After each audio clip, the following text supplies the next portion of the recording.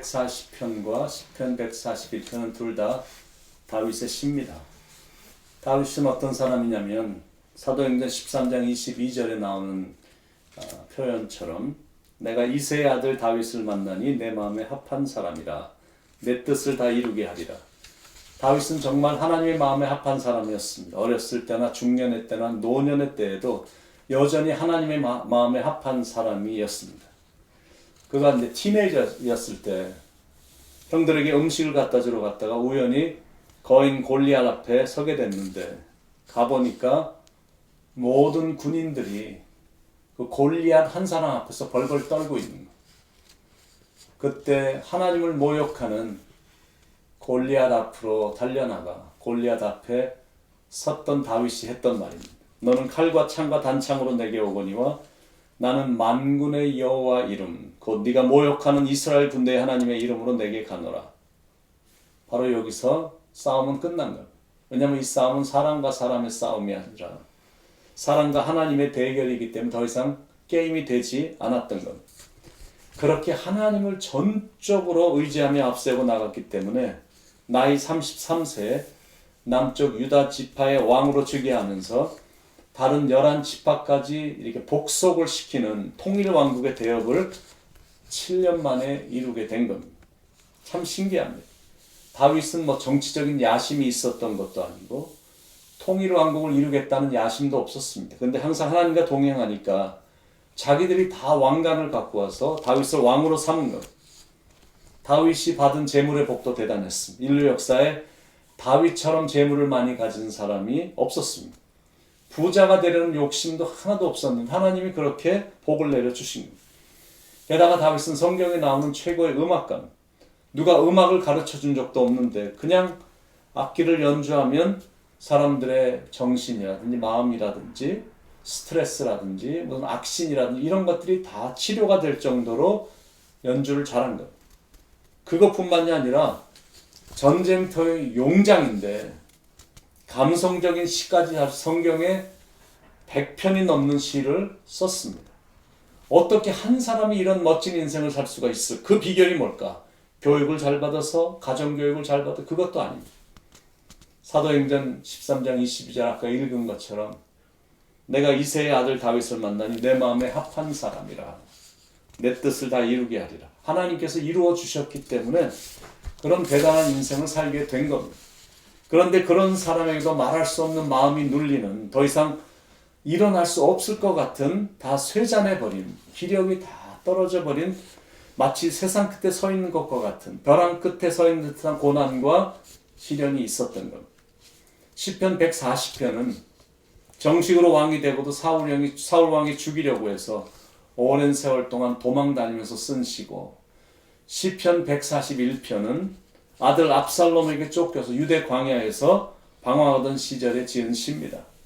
죄도 하나도 없는데 그리고 그렇게 훌륭한 아버지인데도 삶은 힘들었습니다. 가정은 무슨 이유인지 몰랐지만 엉망했습니다. 자기의 친아들이 아버지인 자기를 죽이려고 달려들어서 그 어두운 밤중에 신발도 제대로 못 신고 쫓겨나서 졸지에 도망자가 됐으니까 정말 비통한 겁니다. 게다가 그렇게도 자기를 존경하고 사랑했던 이스라엘 백성들마저도 반역자 편에 서서 자기를 향해 창을 들고 달려들고 있으니 참 비통했던 겁니다. 그런데 다윗의 위대함은 뭐냐면 그런 인생의 위기 때 더 빛이 났습니다. 그건 어떤 상황에서도 기도하는 위대함입니다. 다윗은 위기 때 제일 먼저 하나님께 기도를 드렸습니다. 시편 140편 1절에 여호와여 악인에게서 나를 건지시며 포악한 자에게서 나를 보존하소서. 시편 141편 1절에도 여호와여 내가 주를 불렀사오니 속히 내게 오시옵소서. 내가 부르짖을 때 내 음성에 귀를 기울이소서. 시편 140편 6절에도 내가 여호와께 말하기를 주는 나의 하나님이시니 여호와의 나의 간구하는 소리에 귀를 기울이소서 하였나이다. 시편 141편 5절 후반부에도 재난 중에도 내가 항상 기도하리로다. 이게 바로 하나님의 마음에 합한 사람의 모습입니다. 늘 기도가 있었기 때문에 절망의 광야라든지 사막이라든지 어디에서든지 다시 일어날 수가 있었던 것. 다윗을 일어나게 만든 건 기도였던 것. 믿음의 사람의 특징이 뭐냐면 위기가 닥칠 때 기도로 그 위기를 이렇게 돌파를 하거든요. 인생의 위기가 찾아왔다고 해서 서두르는 법도 없고 또 사람 찾아가서 이렇게 도움을 요청하는 그런 의지함도 없고 자기 지혜나 경험도 의지하지 않고 먼저 하나님께 나와서 기도합니다. 시편 141편 2절에 나의 기도가 주의 앞에 분향함과 같이 되며 나의 손드는 것이 저녁 제사같이 되게 하소서. 하나님을 향한 기도가 마치 향불을 켜놓으면 위로 치솟는 것처럼 하나님 앞에 상달되기를 원한다는 기도를 드립니다. 그런데 왜 저녁 제사같이 라고 말을 했을까요? 아마 그건 이런 뜻일 것입니다. 낮에 제사불이 타오르는 건 잘 보이지 않지만 밤에 피운 제사 불빛은 환하게 보이듯 자신의 기도가 하나님께 확실하게 상달되기를 원한다는 뜻입니다. 다윗이 위기 때 제일 먼저 한 것이 기도였고 그리고 위기 때 두 번째 한 건 자기 입술을 지켜달라고 기도했습니다. 시편 141편 3절에 여호와여 내 입에 파수꾼을 세우시고 내 입술의 문을 지키소서. 아무리 인생이 어려워졌다고 해서 자기 입에서 신음소리나 하나님을 원망하는 소리나 자기를 박해하는 사람들을 미워하는 소리나 또 다른 악한 말을 하는 입술이 되지 않게 해달라고 기도하는 겁니다. 여러분 사람의 입술이란 게 참 중요하거든요.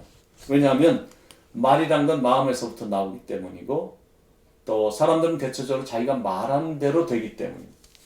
늘 긍정적으로 말하는 사람은 긍정적인 인생을 살고 늘 부정적으로 말을 하는 사람은 인생이 부정적으로 꼬입니다. 다윗의 인생을 한번 살펴보시고 자신을 그토록 박해하고 죽이려고 했던 사울 왕을 향해서도 부정적인 얘기를 전혀 안 했습니다. 압살롬에게 쫓겨가는 자기를 향해서 먼지를 날리며 요구를 하는 시므이를 향해서조차도 전혀 부정적인 얘기 하지 않았습니다. 오히려 신하 아비새가 화가 나서 시므이를 단창에 요절내겠다고 하자 다윗은 그때 이렇게 말을 하거든. 가만두어라. 여호와께서 허락하지 않으시면 저가 내게 그럴 수 없느니라 라고 이렇게 아주 넓은 마음으로 이렇게 위대한 말을 한 겁니다. 여러분 말을 너무 쉽게 내뱉으면 안 됩니다. 순간적으로 화가 나서 내뱉었던 그 말 한마디 때문에 상대방이 큰 타격을 받기 때문이고 그리고 잘못하면 좋았던 관계도 안 좋아질 수 있기 때문입니다.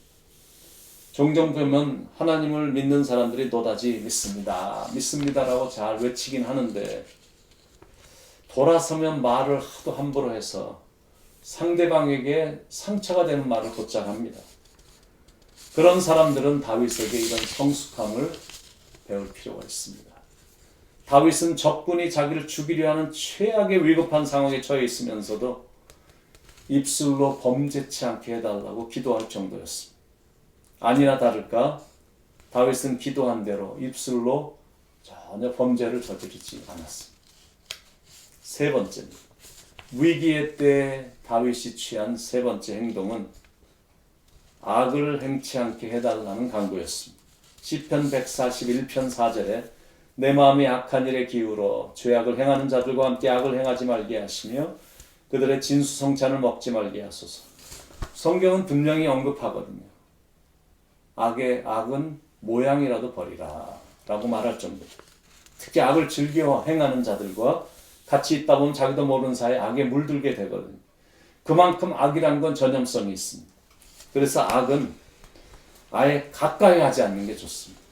아무리 진수성찬을 차려놓았어도 다윗은 악한 자들하고는 음식도 같이 먹지 않게 해달라고 기도할 정도였습니다. 이 기도는 우리가 날마다 해야 되는 기도입니다. 다만 악에서 구하옵소서. 악인의 꾀를 쫓지 않게 하시고 죄인의 길에 서지 않게 하시며 오만한 자들과 동석하지 않게 하옵소서. 이런 기도를 누누이 해야 되거든요. 이렇게 삶을 살 수 있는 비결과 방법이 있다면 그건 기도입니다. 매일 파고드는 악의 유혹과 위협을 견뎌낼 수 있는 방법도 다 기도에서 나옵니다. 기도를 통해서 위에서부터 내려오는 능력을 받아 아까 싸워야 됩니다. 의와 불의가 맞서면 결국 의가 이기게 되어 있거든요. 진리와 비진리가 맞서도 반드시 진리가 이기게 되어 있습니다. 그러므로 끝까지 의인의 길을 걸어가야 됩니다. 진리 위에 서고 늘 기도하고 전적으로 하나님만 의지하고 하나님만 신뢰하며 사는 겁니다. 삶의 문제를 해결하는 방법에 있어서 언제나 도전과 공격으로만 응할 수 없습니다. 때로는 다윗처럼 도망가는 것이 최선일 때도 있습니다. 그런데 문제는 나에게 피할 곳이 있냐라는 겁니다. 세상 사람들은 그런 위기나 그런 막다른 골목에 처해지게 되면 술을 막 밤새 마시거나 아니면 마약을 하거나 뭐 여자를 탐하거나 뭐 어떤 이상한 방법, 그러다 더 심하면 자살을 선택합니다. 더 이상 갈 데가 없다고 생각하기 때문에. 그러나 우리에게는 피할 곳이 있잖아요. 숨을 곳이 있잖아요. 아무도 모르는 밀실이 있습니다. 거기로 피하는 겁니다. 윌리엄 커싱이라는 설교 잘하기로 유명한 존경받는 목사님이 있었는데, 설교자에겐 성대가 생명인데 그만 성대를 버리고 다 나빠지게 됩니다. 그 일로 인해 그는 절망에 빠졌고 결국 목회도 그만두게 됐습니다. 눈물로 세월을 지내다가 기도하기 시작했는데 그때 주님께서 말할 수 없는 위로를 윌리엄 목사님에게 주셨습니다.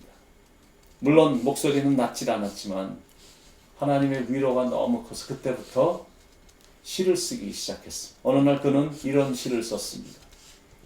주 날개민 내가 편안히 쉬네. 밤 깊고 비바람 불어쳐도 아버지께서 날 지키시리니 거기서 편안히 쉬리로다. 주 날개 및 즐거워라 그 사랑 끊을 자니뇨. 주 날개 및 내 쉬는 영혼 영원히 거기서 살리. 비록 목회 사역으로는 다시는 돌아가지 못했지만 거룩한 시를 쓰는 놀라운 시인으로 새롭게 태어난 것. 위대한 아름다운 찬송시를 계속해서 쏟아내면서 하나님 앞에 특별한 방법으로 쓰임받는 제2의 인생을 살게 된 겁니다. 윌리엄 목사님에게 임했던 주님의 날개가 오늘 우리를 기다리고 있습니다. 인생이 곤고하고 삶이 고통스러울 때 그 넓은 날개를 펼쳐서 기다리시는 주님 앞으로 우리는 그냥 가면 되는 겁니다. 시편 140편 12절에 내가 알거니와 여호와는 고난당하는 자를 변호해 주시며 궁핍한 자에게 정의를 베푸시리이다. 늘 우리 편이 되어 주시는 주님의 품 안에서 위로와 평안과 치료와 안식을 얻어 새롭게 더 높은 창공을 향해 날아올라 더 높이 올라가고 더 멀리 보는 새로운 인생의 지평선을 여는 멋진 인생을 사는 겁니다. 다 아멘이시죠? 하나님이 그런 분이시니까 하나님 품 안에서 행복하게 삽니다. 오늘도 그런 대단한 축복이 또 하나님으로부터 내려오는 능력이 여러분과 함께 있어서 축복받고 행복하고 능력이 넘치는 하루가 되시길 예수님의 이름으로 간절히 축원을 드립니다. 기도하겠습니다. 사랑의 하나님, 우리에게 갈 곳이 있어서 감사합니다. 하나님 앞으로 가면 두 팔을 벌려 또 안아주시니 하나님 감사합니다. 늘 주님 의지하며 주님의 마음에 합당한 그런 삶을 살아가서 늘 행복하고 늘 평안하고 만족스럽고 감사가 넘치는 삶이 될 수 있도록 인도해 주시옵소서. 우리를 늘 품으시고 선하게 인도하시며 변함없이 사랑하시는 예수님의 이름으로 간절히 기도드립니다. 아멘.